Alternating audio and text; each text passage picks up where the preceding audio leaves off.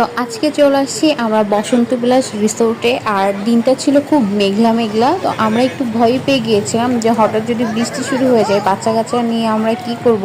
বা বৃষ্টির দিনে বা মেঘলা দিনে কিন্তু ছবিও অতটা বেশি সুন্দর আসবে না, আমরা ঘুরতেও পারবো না, এরকম একটা বিষয় নিয়ে আমরা একটু কনফিউজ ছিলাম। বাট এরকম কোনো প্রবলেমই হয়নি আসলে। মেঘলা হওয়ার জন্য আমরা অনেক আরামসে দিনটা এনজয় করতে পেরেছি, বেশি গরম তো লাগে নাই, এমন সুন্দর একটা ওয়েদার ছিল। এবং কিছুক্ষণ পরে আবার রোদ উঠে গিয়েছিল, যে কারণে আমাদের একেবারেই কোনো প্রবলেম হয়নি। এটা হচ্ছে বসন্ত বিলাস রিসোর্টের ভেতরের যে দৃশ্য, সেটা আপনাদের সাথে শেয়ার করছি। আমরা চলে আসছি বসন্ত বিলাস রিসোর্টে এবং আমরা একটা গ্রুপ ট্যুরে এসেছিলাম। তো এখানে প্রথমে আমরা রিসিপশনে একটা প্যাকেজ নিয়ে নিচ্ছি, যেখানে আমাদের ডে লং প্যাকেজ। এই প্যাকেজের ভেতরে আমাদের ছিল একটা ওয়েলকাম ড্রিঙ্কস, ছিল আমাদের দুপুরের খাবার, সুইমিং পুলে 1 ঘন্টার জন্য গোসল করার পারমিশন, এবং সেই সাথে ছিল বিকালবেলা নৌকা ভ্রমণ এবং বাচ্চাদের জন্য একটা ফ্রিসবি খেলার আয়োজনও সেখানে ছিল। আর এই যে বাচ্চাদের যে খেলাগুলো দেখছেন, যে রাইডারগুলো রেখে দিয়েছে, এগুলো সম্পূর্ণ ফ্রিতে বাচ্চারা এখানে আনন্দ করতে পারবে।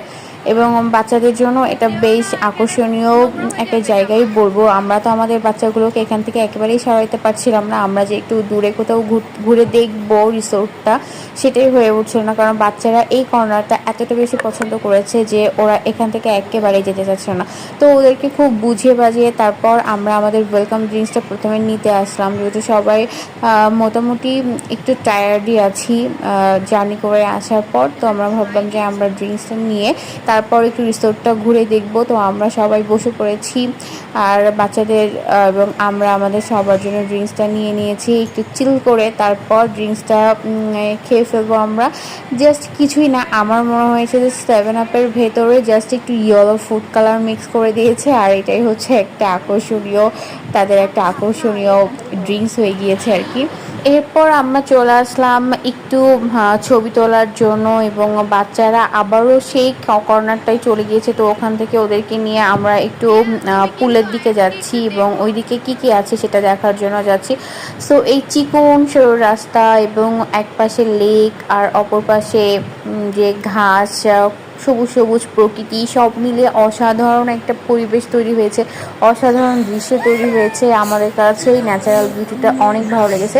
এটা হচ্ছে বসন্ত বিলাসের ইচ্ছেডানা গেস্ট রুম। এটার ভাড়া পড়বে 8,000 টাকা এবং 12 জনের মতো এই রুমটাতে থাকতে পারবে। বেশ বড় একটা লাক্সারিয়াস গেস্ট রুম। এবং তাদের যে বিষয়টা একটু খারাপ লেগেছে সেটা হচ্ছে গেস্ট রুম